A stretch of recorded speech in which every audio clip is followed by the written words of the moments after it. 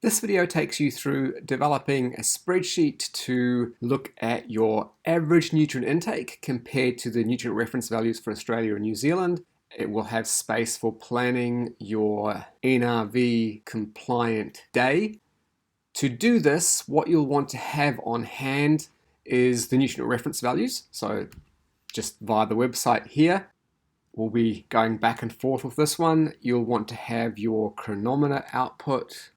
Here, you'll need that information and you'll want some kind of spreadsheet. Probably you're using Excel.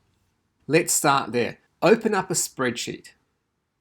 You'll need to look at the nutrient reference values for Australia and New Zealand and see what needs to be in that spreadsheet. So energy, protein, fat, carbohydrate, dietary fiber, water, etc. All the way through, all the vitamins, all the minerals. That then needs to go in here. And we'll get back to this, but you can see here we've got the macronutrients highlighted in orange. You don't need to highlight. This is just for your benefit and for mine as I do this video. You'll need your vitamins and you'll need your minerals and trace elements. Now, the NRVs have biotin, choline, and molybdenum, but chronometer doesn't produce that. So there's really no way of finding out what's in your diet for you. So ignore those. I've put them in to highlight that there's going to be this discrepancy. So you'll need one column of nutrients. You'll want one column of the averages and everything working according to plan. You should have chronometer calculate that for you. Alternatively, you can separately enter each day and have Excel work out an average. So just in case that's the position we're all in, the formula for average is basically this. So you'd put in the equal sign, average, all caps, and then you'd select in the brackets the relevant cells. So in this case, I don't have individual days, but if I did, and let's say these were them, I'd select cells like this. And once I'd selected my 5 sets of cells all in a row that contained my Monday, Tuesday, Wednesday, Thursday, and so on, I'd have that in there and it'll calculate it for me. That's the basic formula. Excel actually has a very useful help function that will also take you through this if that was a little bit fast. But hopefully you won't need to do that. Chronometer has done it for you. So you'll have that average column, you'll have the alternate day column, you'll have your RDI, remember that's recommended dietary intake, or AI, adequate intake. So think back to the workshop where we covered the nutrient reference values.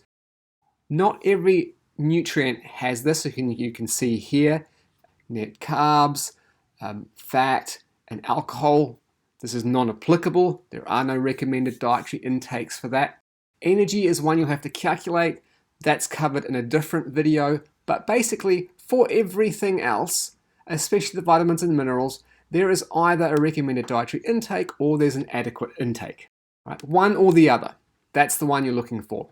You'll have to enter it here in the column for your age and sex, meaning you have to go back to the nutrient reference values. And here I've picked vitamin A just as one example. You'd scroll down and you'd find, okay, what is your age bracket and sex?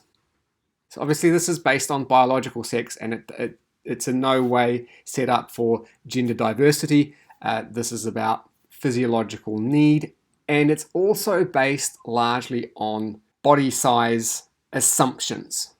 Occasionally, a nutrient will vary by sex because of some other reason, such as iron, where actually women have a higher requirement because of menstrual losses of blood and therefore of hemoglobin and therefore of iron in that hemoglobin. Generally though, you'll see that for most nutrients, males have a higher RDI, and that is largely, not always exclusively, but largely because of the assumption that on average, males are going to have a larger body and therefore need a somewhat larger nutrient supply. Getting back to this, find your age bracket. So for me, it will be 31 to 50, but it will be up here. And it doesn't really matter actually, pretty much for all adults, the RDI for vitamin A is 900 micrograms a day. So that's what I'd go back and enter in my spreadsheet. And there it is, 900. Now, vitamin A is a good example of this, but this applies to a few other nutrients. You'll notice here I said need to convert international units, IU, to micrograms. Well, luckily, you don't even need to go searching around. The nutrient reference values have you sorted. So Chronometer uses international units, whereas we want micrograms. So you'll need to multiply whatever Chronometer gives you by 0.3, and then that will give you the retinol equivalents in micrograms. So take your Chronometer value, multiply it by 0.3. You'll need to repeat this conversion process for vitamin D, which also needs to be converted from international units to micrograms. And that's it. Okay, so only those two.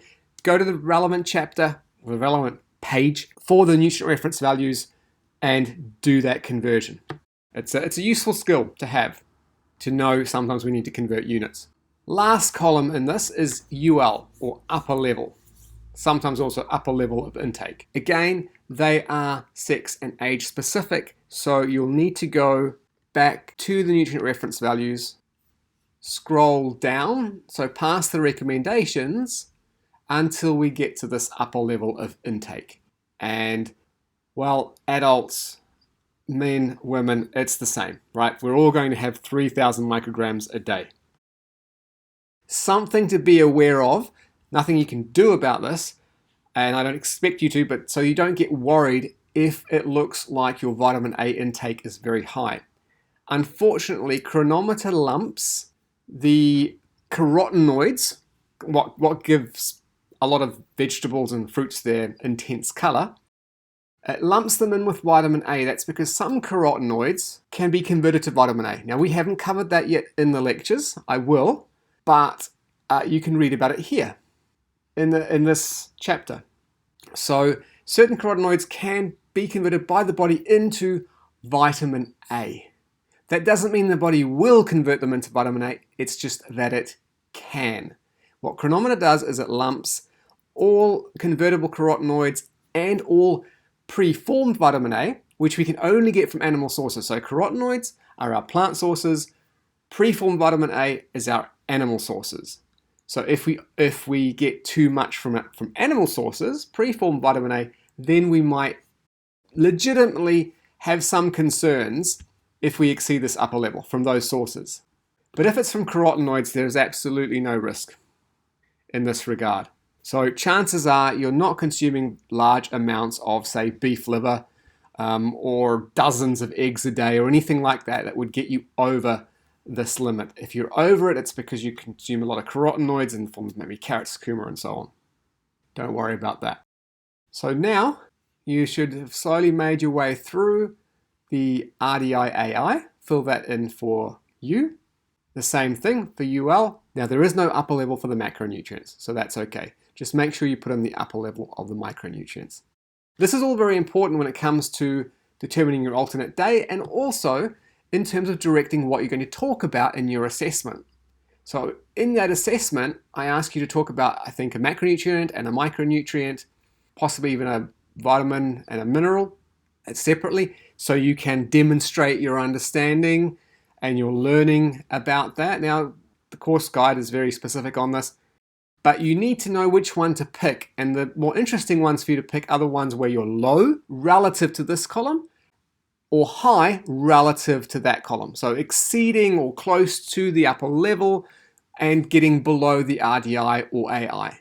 Please note, just because you're below the RDI does not mean you're not getting enough. Remember, the RDI is meant to cover the vast majority of people, at least the vast majority of healthy people. And again, the UL is set very conservatively, and it's saying that above this level, there is an increased chance there may be problems. That doesn't mean there will be problems. Nonetheless, those are the ones you'd focus on, assuming you're out anywhere. So that's one reason we do this, to direct you to what to talk about. The other one is for when you're planning your alternate day. What you want in your alternate day is to basically bring everything up to around about the RDI, unless it's already there or above, but also keep it below the UL. The thing is not about trying to hit the mark exactly. That would be nearly impossible. It is about exceeding the RDI or AI, or at least getting close to it, without, for any other nutrient potentially, exceeding the UL, and without exceeding your calculated energy requirement by any substantial amount. It's no good to be adequate in the micronutrients that you consume and have lots of additional energy, which would then lead to weight gain over time. So really, we want to keep you energy neutral. Have your intake for the alternate day be roughly consistent with your expenditure. Maybe a little bit more if you're genuinely trying to gain weight. It's a lot to take in. Remember, you can go back, you can pause at any time, make notes, flick me a question in the discussion board, and review this as often as you like.